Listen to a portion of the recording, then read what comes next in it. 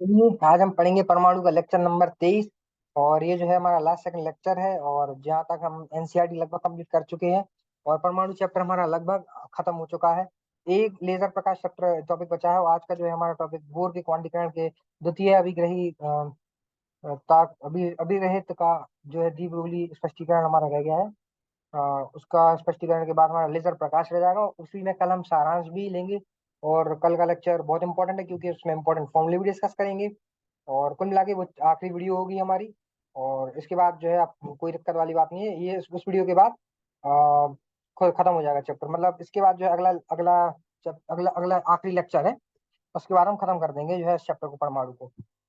तब यही मान के चलिए कि जो है बोरे क्वांटम क्रम के द्वितीय अभिग्रही तक का जो दृष्टिकरण है, इसके बाद अगली वीडियो है वो आखिरी होगी।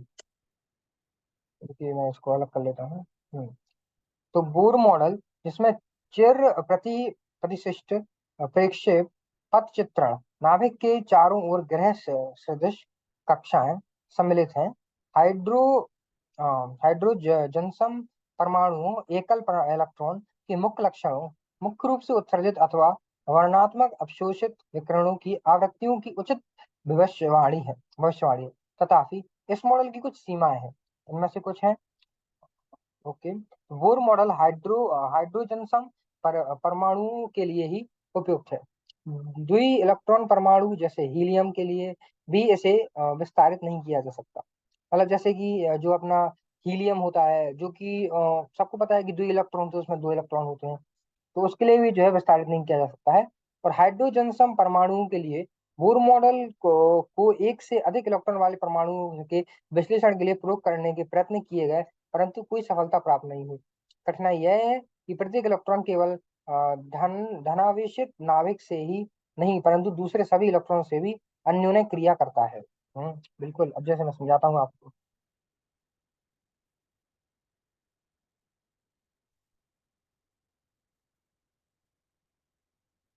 मान लीजिए ये एक है,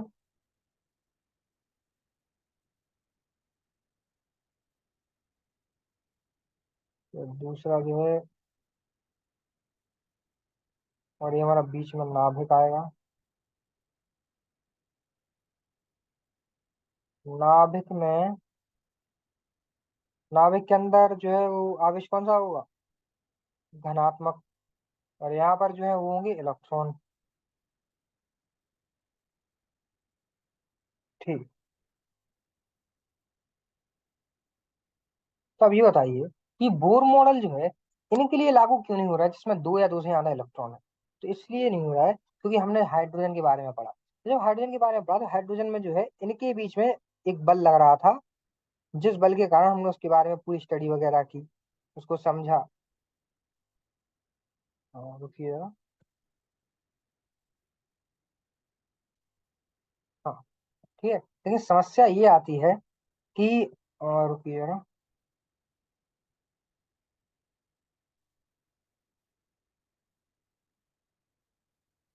हाँ, कि अभी क्या है कि ये इलेक्ट्रॉन इसकी तरफ बल के कारण, विद्युत आवेश, विद्युत क्षेत्र के कारण, इस नाभिक के विद्युत क्षेत्र के कारण ये इसको अपनी तरफ खींचेगा। समस्या ये है, इस इलेक्ट्रॉन को भी खींचेगा, तो उससे फर्क नहीं पड़ता। लेकिन समस्या ये है, जो जो दिक्कत कर रही है, जिसके कारण बोहर मॉडल जो है इनके लिए लागू नहीं हो पा रहा है, वो है ये इनके बीच में लगता हुआ बल, जो एक दूसरे से दूर भेजने की कोशिश कर रहे हैं। ये बहुत कुछ कर रहा है, ये इसको दूर भेज दे, इसको दूर भेज दे, क्योंकि जो आप हमने पहले भी पढ़ा है, घन आवेश और जो है अपना ऋण आवेश एक दूसरे को जो है अपनी तरफ खींचने का प्रयास करते हैं। घन आवेश और घन आवेश एक दूसरे को अपनी तरफ जो है, एक दूसरे की दूसरी ओर खींचने का प्रयास करते हैं। मतलब अब एक दूसरे से दूर। और जो है ऋण आवेश और ऋण आवेश भी एक दूसरे से दूर जाने का प्रयास करते हैं। मतलब घन आवेश और ऋण आवेश, या तो ऋण आवेश और घन आवेश, मतलब जब दोनों उल्टे होंगे, जब एक प्लस होगा एक माइनस होगा, तब वो एक दूसरे को खींचेंगे। अगर दोनों प्लस हुए तो एक दूसरे को जो है वो दूर भेजने का प्रयास करेंगे। दोनों अगर नेगेटिव हुए तो भी वो दूसरे से एक दूसरे को दूर भेजने का प्रयास करेंगे। समस्या क्या फंसती है कि ये इलेक्ट्रॉन जो है, नाभिक जो है, इस इलेक्ट्रॉन को भी वही तरफ खींच रहा है, इलेक्ट्रॉन को भी खींच रहा है। लेकिन समस्या है कि ये इलेक्ट्रॉन एक दूसरे पर भी जो है बल लगा रहे हैं। ये एक दूसरे से भी दूर जाने का प्रयास कर रहा है। अब इसको ऐसे समझ सकते हो कि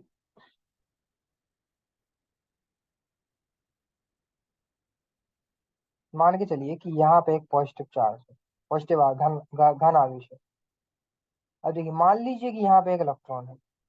तो बोर मॉडल हमने जो हाइड्रोजन का पढ़ा, तो हमने वो इनके बीच का पढ़ा, इनके बीच में जो बल लग रहा है हमने उसके बारे में पढ़ा, इनके बीच के। लेकिन यदि मैं कहूँ कि यार यहाँ मैंने एक इलेक्ट्रॉन और ला दिया, इस इलेक्ट्रॉन के आने से समस्या क्या फंसती है कि अब ये इलेक्ट्रॉन इस इलेक्ट्रॉन को भी धक्का देने लगेगा, और ये इलेक्ट्रॉन जो है किससे खींचेगा, खींचेगा उससे फर्क नहीं पड़ रहा। बात ये है कि दूसरे इलेक्ट्रॉन को धक्का देना चालू कर देगा।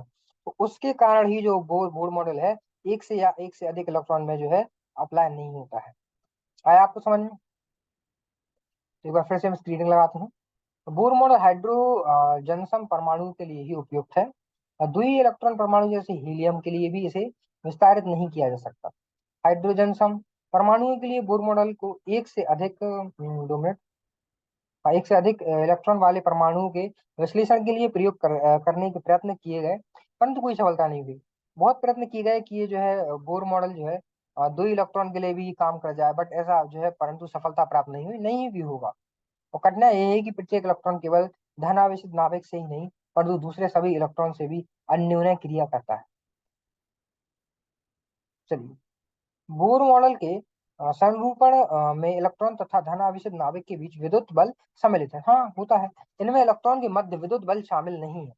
हाँ, हाइड्रोजन वाले केस में, हाइड्रोजन वाले में जो है विद्युत इलेक्ट्रॉन के मध्य विद्युत बल शामिल नहीं है, जो कि बहु इलेक्ट्रॉन परमाणुओं में आवश्यक रूप से प्रकट होता है। अब जिसमें दो या दो से अधिक इलेक्ट्रॉन है, उसमें जो है ये बल होगा। हाइड्रोजन उसमें नहीं था, इसलिए जो है हम द्वि में जो बोर मॉडल अप्लाई नहीं कर सकते। क्यों? क्योंकि इसमें दो इलेक्ट्रॉन होते हैं। हाइड्रोजन में अब हमने केवल एक इलेक्ट्रॉन देखा, तो इसमें जो हमने देखा कि यार जो नाभिक है वो धनावेशित होता है, और इलेक्ट्रॉन जो है वो ऋणावेश का होता है। तो एक दूसरे को खींच रहे थे मस्त, उसको कोई दिक्कत नहीं थी, इलेक्ट्रॉन को कहीं से दूसरी तरफ से बल नहीं मिल रहा था।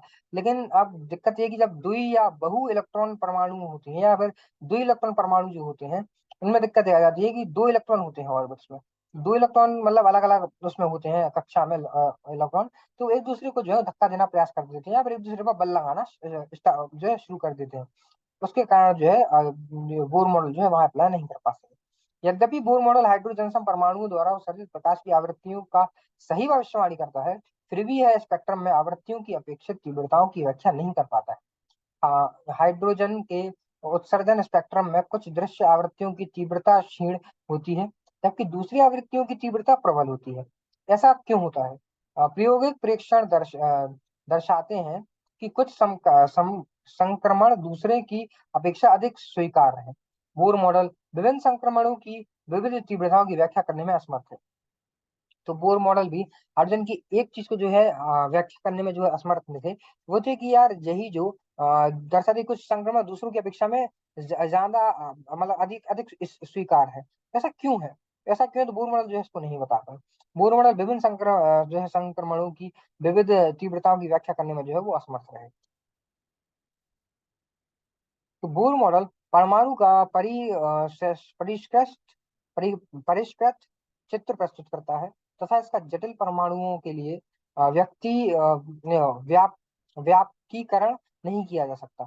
जटिल परमाणुओं के लिए हमें क्वांटम यांत्रिकी पर आधारित एक नए मूलभूत सिद्धांत का उपयोग करना होगा, तो परमाणु संरचना का अधिक पूर्व चित्र प्रस्तुत करता है। अब देखिए मतलब कुल मिला के कहना यही है कि मतलब बोर मॉडल भी अपनी दिशा में सही था, लेकिन वो थोड़ा सा इस चीज को नहीं बता पाया कि विभिन्न संक्रमणों की विविध तीव्रताओं की व्याख्या कर नहीं बता पाया।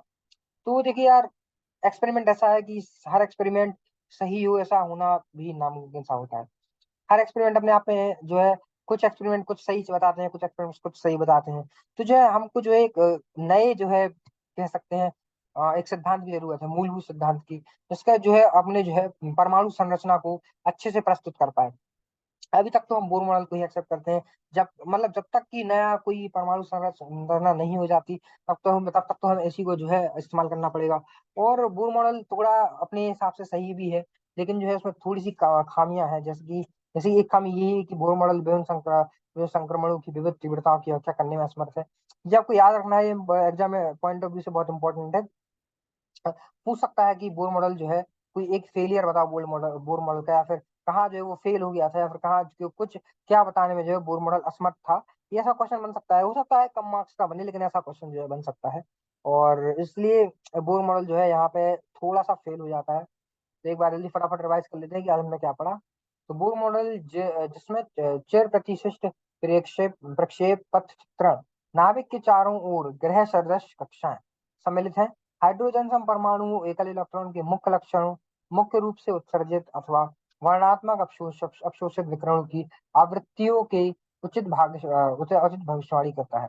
तथापि इस मॉडल की कुछ सीमाएं हैं। इनमें से कुछ है, इस मॉडल की कुछ सीमाएं थी। सबसे बड़ी सीमा ये थी कि केवल एक इलेक्ट्रॉन के लिए काम करता है, बहु इलेक्ट्रॉनीय के लिए काम नहीं करता। मतलब जिसमें दो या दो से अधिक इलेक्ट्रॉन है, उनके लिए यह काम नहीं करेगा। तो बोर मॉडल हाइड्रोजन परमाणु के लिए ही उपयुक्त है। दो इलेक्ट्रॉन परमाणु जैसे हीलियम के लिए इसे विस्तारित नहीं किया जा सकता। क्यों नहीं किया जा सकता? और बहुत अच्छे से आपको समझाया कि जो है, जब हमने हाइड्रोजन के बारे में पढ़ा, तो नाभिक जो है वो धनावेश का था, और जो है जो इलेक्ट्रॉन होते हैं वो ऋण आवेश के होते हैं। तो वहां पे जो है वो एक दूसरे के साथ जो है उनके बीच में अन्योन्य क्रियाएं हो रही थी। तो हमने आराम से जो है उसके बाद उसको जो है पढ़ा, और बोर मॉडल जो है उसी के हिसाब से अपना सिद्धांत दिया। लेकिन समस्या ये थी कि दो इलेक्ट्रॉन जो परमाणु थे, जैसे कि हीलियम है, उसके लिए जो है ये विस्तारित नहीं किया जा सकता। क्यों? क्योंकि जो उसमें अन्योन्य क्रिया है, वो इलेक्ट्रॉन एक दूसरे के बीच में भी करने लगते हैं। इलेक्ट्रॉन एक दूसरे पर बल लगाने लगते हैं। समस्या यहाँ पर भी नाभिक दोनों इलेक्ट्रॉनों पर बल लगा रहा होता है, और नाभिक दोनों इलेक्ट्रॉनों को अपनी तरफ खींच रहा होता है। लेकिन जो है समस्या है कि इलेक्ट्रॉन एक दूसरे पर भी बल लगा रहे होते हैं, और एक दूसरे को भी एक दूसरे से दूर भेजने का प्रयास कर रहे होते हैं, और एक दूसरे पर अपोजिट, मतलब एक दूसरे से उल्टा जो है बल लगा रहे होते हैं। तो उसकी वजह से इलेक्ट्रॉनों के बीच भी अन्योन्य क्रियाएं होती हैं। उस वजह से जो है अपन द्वि इलेक्ट्रॉन या जो बहु इलेक्ट्रॉन जो होते हैं, बहु इलेक्ट्रॉन परमाणुओं के लिए जो है ये बोर मॉडल काम नहीं करता है। बोर मॉडल के संरूपण में इलेक्ट्रॉन तथा धनावेशित नाभिक के बीच विद्युत बल सम्मिलित है। इनमें इलेक्ट्रॉनों के मध्य विद्युत बल शामिल नहीं है, जो कि बहु इलेक्ट्रॉन परमाणुओं में आवश्यक रूप से प्रकट होता है। यद्यपि बोर मॉडल हाइड्रोजन सम परमाणु द्वारा उत्सर्जित प्रकाश की आवृत्तियों की सही भविष्यवाणी करता है, फिर भी यह स्पेक्ट्रम में आवृत्तियों की अपेक्षित तीव्रताओं की व्याख्या नहीं कर पाता। हाइड्रोजन के उत्सर्जन स्पेक्ट्रम में कुछ दृश्य आवृत्तियों की तीव्रता क्षीण होती है, जबकि दूसरी आवृत्तियों की तीव्रता प्रबल होती है। ऐसा क्यों होता है? अप्रायोगिक प्रेक्षण दर्शाते हैं कि कुछ संक्रमण दूसरों की अपेक्षा अधिक स्वीकार्य है। बोर मॉडल विभिन्न संक्रमणों की विविध तीव्रताओं की व्याख्या करने में असमर्थ है। ये तो इंपॉर्टेंट लाइन होगी भाई, इसको अंडरलाइन कर लो।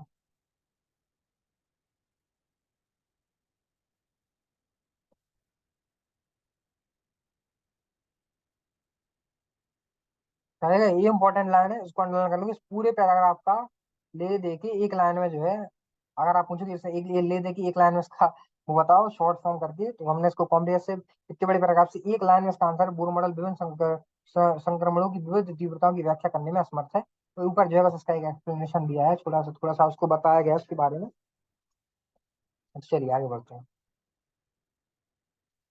और बोर मॉडल परमाणु का परिष्कृत चित्र प्रस्तुत करता है, तथा इसका जटिल परमाणु के लिए व्यापकीकरण जो है नहीं किया जा सकता। जटिल परमाणु के लिए हमें क्वांटम यांत्रिकी पर आधारित एक नए मूलभूत सिद्धांत का उपयोग करना होगा, जो परमाणु संरचना का अधिक पूर्ण चित्र प्रस्तुत करता है। और ये तो बस ऐसे ही मैंने लगा दिया था। और बोर के क्वांटीकरण के द्वितीय अभिग्रहित का डी ब्रूगली द्वारा स्पष्टीकरण, हमारा टॉपिक खत्म हो चुका है। और आपको यहाँ तक की एनसीईआरटी जो है वो पढ़ लेनी है, क्योंकि एनसीईआरटी अगर आप नहीं पढ़ोगे तो फिर आप ही को दिक्कत होगी। और कलम जो है पढ़ेंगे लेजर प्रकाश, और कलम कल हमारा जो चैप्टर खत्म हो जाएगा। और कल आखिरी जो है लेक्चर होगा इसका, और उसके बाद हम इस चैप्टर को खत्म कर देंगे। और जो है लेजर प्रकाश पढ़ेंगे, कल हम इसका सारांश देखेंगे। कुछ जो है इंपॉर्टेंट मैं फॉर्मूला बताऊंगा आपको, कुछ इंपॉर्टेंट जो है चीजें बताऊंगा कल के लेक्चर में। तो कल का लेक्चर बहुत इंपॉर्टेंट है उसके लिए। लेकिन अब देखिए, कल जो है आखिरी लेक्चर है, तो उसके बाद तो एनसीईआरटी आपको पढ़नी है नहीं। तो एक बार मैं अभी भी सजेस्ट करूंगा कि एक बार और एनसीईआरटी जो है पढ़ लीजिए। मेरा कल आखिरी लेक्चर है, तो मैं चाहता हूँ कि आप हर बच्चा जो पढ़ रहा है वो एनसीईआरटी पहले पढ़ के आए पूरी, उसके बाद जो है हमारा लास्ट लेक्चर ले, जिससे जो है इसको पूरे लेक्चर अच्छे से समझ में आए। क्योंकि मैं सारांश दूंगा यार, तो सारांश भी तुम्हें जब भी मतलब सारांश दूंगा, तो मैं पूरे लेक्चर तुम पढ़ चुके होगे एनसीईआरटी के, तो सारांश भी तुम्हें अच्छे से समझ में आएगा। तुम्हें सारांश ऐसा लगेगा हलवा उड़ा दो। तो सारांश भी यार समझने में अपने आप में एक अच्छी चीज है। तो अच्छा यार, पढ़ के आना आप लोग पूरा चैप्टर कंप्लीट। तो अब पहले मैं आपसे बोला था कि यार अब इस टॉपिक को मैं अगले लेक्चर में इस टॉपिक को पढ़ाऊंगा, आप उस टॉपिक को पढ़ के आ जाते थे। लेकिन दिक्कत है कि अगले टॉपिक में लेजर प्रकाश तो पढ़ाऊंगा, साथ में मैं सारांश भी पढ़ाऊंगा। तो सारांश तो पूरे चैप्टर का है। जब सारा पूरे चैप्टर का, तो कल लाके आपको पूरा चैप्टर पढ़ के आना है। तो कल लास्ट लेक्चर तो पूरा चैप्टर पढ़ के आइएगा। तो ठीक है, कल मिलते हैं फिर अपने अपने लास्ट लेक्चर में। जब तक के लिए धन्यवाद, टाटा बाय बाय।